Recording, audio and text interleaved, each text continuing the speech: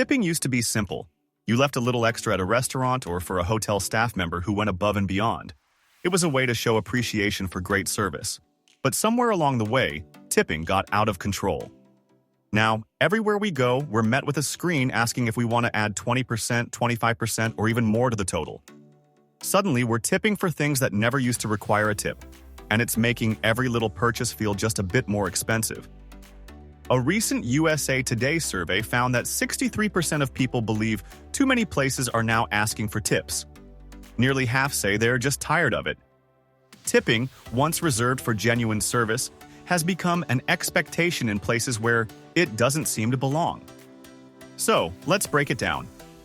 We're going to look at 28 places where tipping has become common, but maybe shouldn't be. Some of these might surprise you. Others you've probably already questioned yourself. Check out the full details by visiting the link in the description. Number 1. Fast food restaurants. Fast food used to mean grabbing a quick meal without any extra steps. You order at the counter, take your food, and go. But now, tip jars are showing up next to the registers, and digital payment screens nudge you toward adding a little extra. The thing is, fast food was never about personalized service. There's no tableside assistance or someone refilling your drink. It's a simple transaction, but the expectation to tip is creeping in. If tipping becomes the norm here, does that mean fast and affordable food won't be so fast or affordable anymore?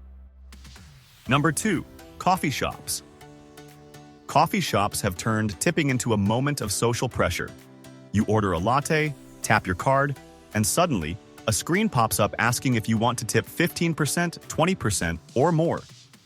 The barista is standing right there, waiting. A simple coffee run now comes with a moment of hesitation. The price already reflects the cost of making and serving that drink, yet tipping feels almost mandatory. It used to be that you tipped if you lingered in a cafe for hours, taking up space. Now, even if you're just grabbing a coffee to go, there's an expectation to pay more. Number 3. Food trucks. Food trucks were supposed to be the casual, no-fuss alternative to sit-down restaurants. You walk up, place an order, and get your food in a paper tray. Simple. But now, those card readers with preset tip percentages are everywhere, making it feel like tipping is expected just for handing you a burger in a parking lot. It raises the question, where's the line between counter service and full-service tipping? If you wouldn't tip at a hot dog stand, why is a food truck any different? Number 4. Ice cream shops. Even something as simple as getting ice cream now comes with a tipping prompt. Some shops have tip jars. Others have digital payment systems that ask for gratuity. But here's where it gets weird. Some places let you scoop your own ice cream and still ask for a tip at checkout. When you're doing most of the work yourself, what exactly are you tipping for? A fun treat turns into an awkward moment at the register, making you second-guess why a cone now costs more than what's on the menu. Number 5. Takeout restaurant orders.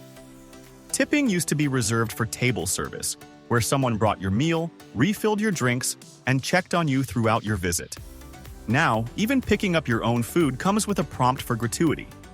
Many restaurants started pushing this during the pandemic, and the trend never went away. But if you're already paying for the meal and taking care of the entire process yourself, is the extra charge justified? With rising food costs, adding another fee to takeout makes some people rethink if it's worth the splurge. Number 6. Hotel housekeeping. Leaving a tip for housekeeping has long been an unspoken rule, but it's become more of an expectation in recent years. Some hotels even leave envelopes in the room, gently reminding guests to tip. But isn't cleaning the room part of what you're already paying for in the nightly rate?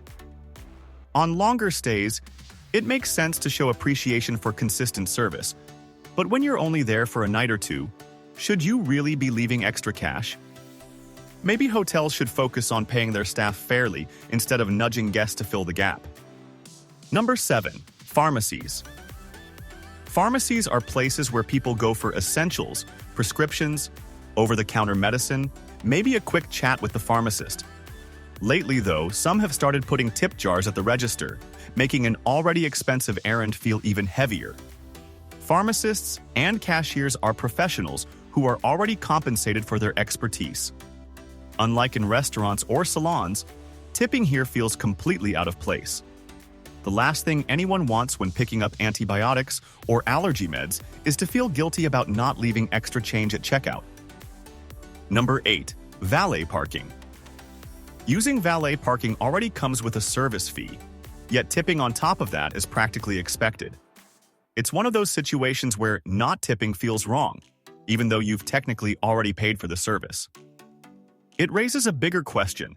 If a business is charging for a service, why is the worker's pay still dependent on tips? This double charge can make people think twice about using valet at all, opting to park a little farther away instead of dealing with the awkward moment at pickup. Number 9. Buffet restaurants. Buffets are a self-serve experience. You fill your own plate, get your own refills at soda stations, and only interact with staff when they clear your plates. Yet, the expectation to tip remains, sometimes at the same percentage as full-service restaurants.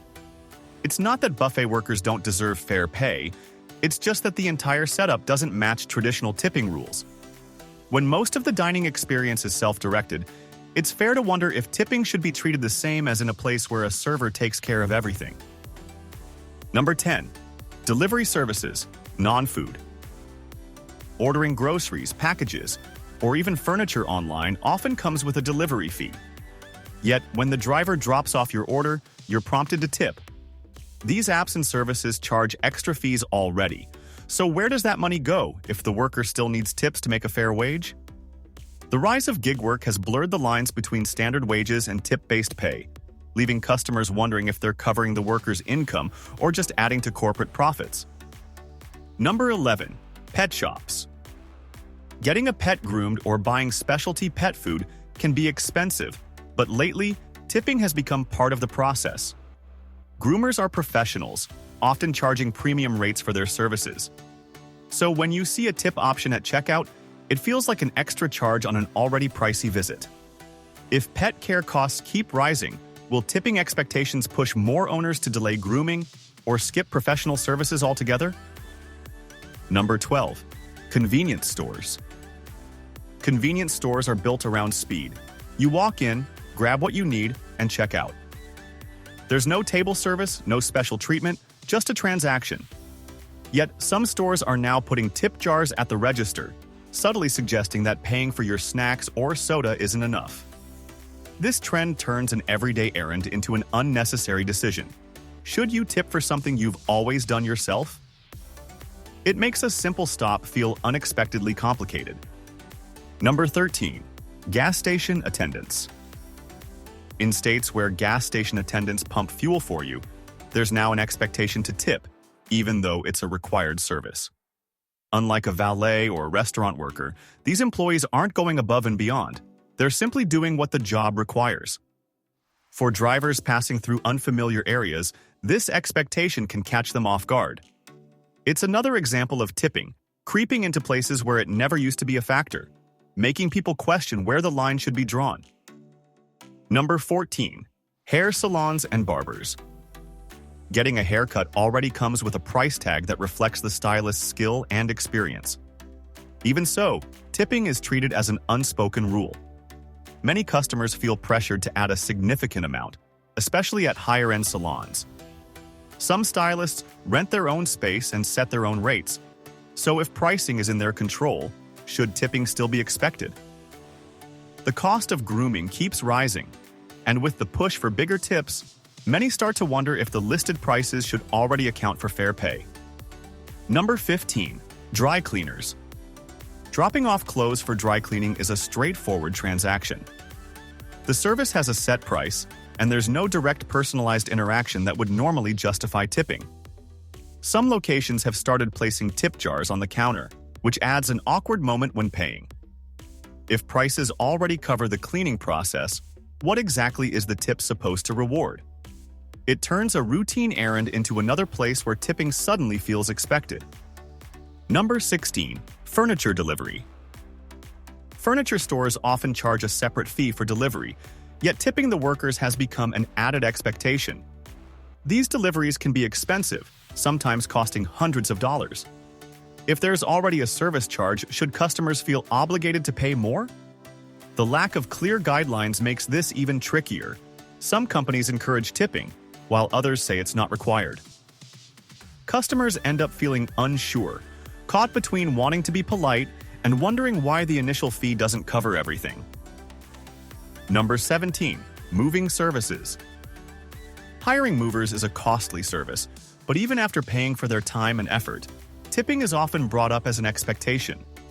The work is demanding, no doubt, but if the company is setting the rates, shouldn't fair wages already be included? Moving is already one of the most expensive services people pay for, so adding a hefty tip on top can make the final bill much higher than expected. It creates another moment where customers are left second-guessing if they're paying a fair price or just covering for a company that doesn't want to pay enough. Number 18. Ride-sharing services. Using a ride-sharing app used to be simple. Book a trip, pay the fare, and get to your destination. Then tipping became a built-in part of the experience, with the app prompting customers after every ride. The price already includes service fees, yet there's still an expectation to add more. With rising fare prices and fluctuating rates, the cost of getting around can quickly become unpredictable. Customers are left wondering if the fare itself should be higher to ensure drivers earn enough without needing extra tips. Number 19. Tour guides. Paying for a guided tour already includes the cost of the experience. Despite this, guides often expect a tip at the end, which can be an unexpected expense for travelers. Many tourists assume the ticket price covers everything, only to find out later that tipping is encouraged. It makes budgeting for a trip more complicated and leaves visitors wondering if they should have planned for extra costs. When the service is already paid for upfront, the tipping expectation can feel like a surprise charge. Number 20. Freelance service providers.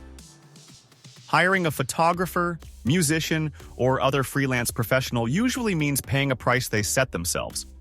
Since they control their rates, tipping hasn't traditionally been expected. Lately, though, some freelancers have started suggesting gratuity on invoices or payment screens. This shift makes people wonder if the quoted price is the full amount, or just a starting point. If a service provider sets their own pricing, should tipping even be part of the equation? Number 21. Repair services. Plumbers, electricians, and other repair professionals already charge hourly rates or flat fees for their work. Yet some customers now feel pressure to tip on top of that, especially when paying through digital invoices that include a gratuity option. These services aren't cheap to begin with, and tipping adds another layer to an already high cost. If the price reflects the skill and labor involved, why should extra payment be necessary? It makes home repairs feel even more expensive than they already are. Number 22. Home services. House cleaners, landscapers, and pool maintenance workers provide essential services that already have set rates. While tipping for occasional work has always been optional, recurring service providers are now starting to expect it. Customers may not know if gratuity is included in the pricing or if they should add more to avoid seeming unappreciative. This uncertainty turns basic home upkeep into another situation where tipping feels required instead of optional. Number 23. Grocery stores. Checking out at a grocery store has always been a simple process. You load up your cart, pay for your items, and head out. Lately, some stores have started adding tip jars at registers, making customers rethink an errand that never involved tipping before. Bagging groceries is part of the job, just like ringing up purchases. When digital screens suggest tipping for a cashier who simply scans items, it makes people wonder if tipping culture has gone too far. Number 24. Retail stores. Some retail locations have introduced tipping for additional services, like gift wrapping or curbside pickup.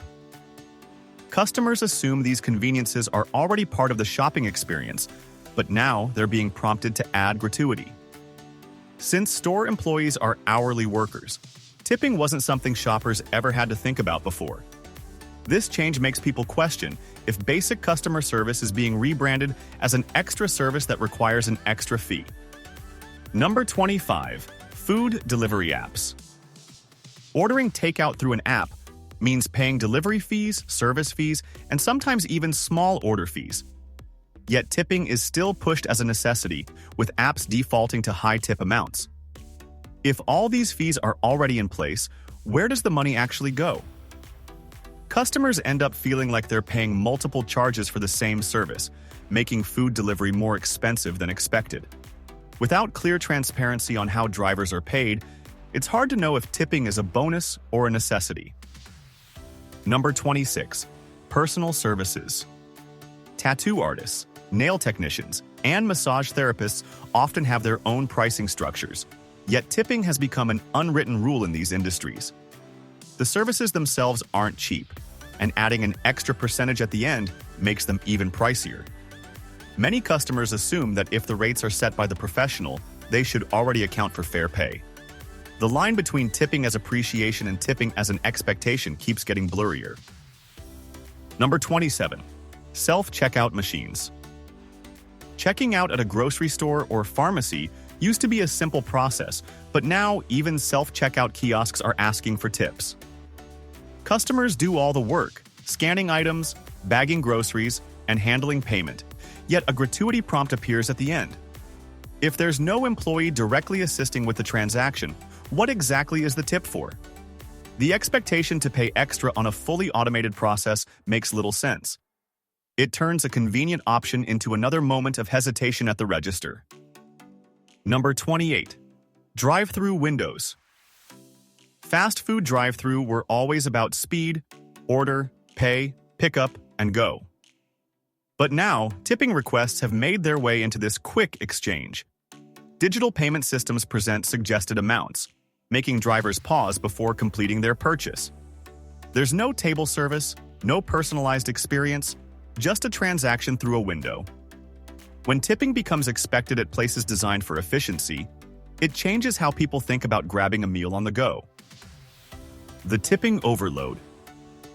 Tipping used to be a way to reward great service, but now it feels like it's everywhere. Simple transactions that never involved tipping before are turning into moments of pressure at the register. Digital screens make saying no awkward, even when no extra service was provided. When businesses shift pay's expectations onto customers, it raises the question, are we tipping out of appreciation or just because it's expected? Maybe it's time to rethink where the line should be drawn. Thanks for watching, and if you found this video helpful, don't forget to like, subscribe, and share it with your friends. Also, don't forget the link in the description.